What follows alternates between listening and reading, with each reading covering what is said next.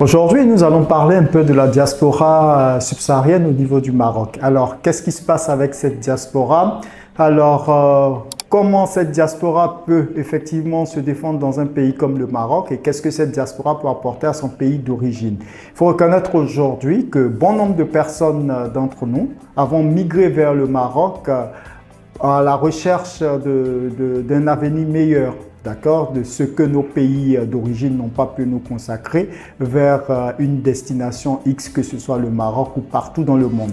Aujourd'hui, moi, je fais partie sur le cas du Maroc qui a une diaspora forte parce que je me base sur le cas du Maroc à cause des MRE qui est un excellent exemple aujourd'hui pour l'Afrique. Mais cet exemple vient de quoi? Vient de la force, vient de l'institution, effectivement, que Sa Majesté, le roi Mohamed VI, a dû intégrer vis-à-vis de ces migrants qui sont à l'extérieur, que nous appelons les MRE, les Marocains résidant en Europe. Ce n'est pas forcément en Europe, ça peut être dans d'autres continents, d'autres pays, ainsi de suite. Mais il faut reconnaître une chose, cette force aujourd'hui d'attraction qui permet aujourd'hui aux MRE de revenir au mois d'août et d'investir dans leur pays n'est pas fortuite parce qu'effectivement toute une institution a été mise en place. Aujourd'hui, les Marocains résidant à l'extérieur, en Europe, comme on peut appeler, sont aujourd'hui une force économique pour leur pays. Pourquoi? Parce qu'ils arrivent à faire rentrer des devises du pays d'accueil où ils sont vers leur pays d'origine. Alors, ce qui fait pour eux une force économique, une force d'attraction économique pour le pays qui est le Maroc.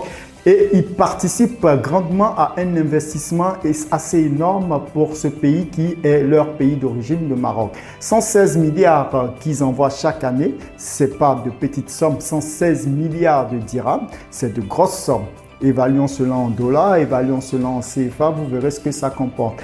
Mais pourquoi ils le font? Parce que déjà, ils ont la capacité de pouvoir transférer des fonds des pays d'accueil où ils sont vers leur pays d'origine afin de soutenir, afin de participer à l'économie de leur pays, afin de créer des emplois, afin de donner des solutions à leur pays d'origine et tout ça avec l'accord de l'État marocain qui les soutient. Et cela part de quoi? Cela part du fait de leur ambassade qu'ils ont dans ces pays-là. Alors, ces ambassadeurs qu'ils ont, qui sont accrédités par le royaume, qui sont accrédités par Sa Majesté le roi Mohamed VI, font excellemment leur travail dans leur pays où ils sont accrédités. Pourquoi? Parce qu'ils permettent effectivement aux Marocains résidents, pas n'importe, c'est-à-dire tout Marocain résident, que tu sois étudiant, que tu sois en quête de boulot, que tu sois à la recherche d'un avenir meilleur, sont disponibles pour leurs ressortissants qui sont sur la terre d'accueil où eux, ambassadeurs, sont accrédités. Ils déroulent effectivement, ils permettent à leurs ressortissants d'avoir les moyens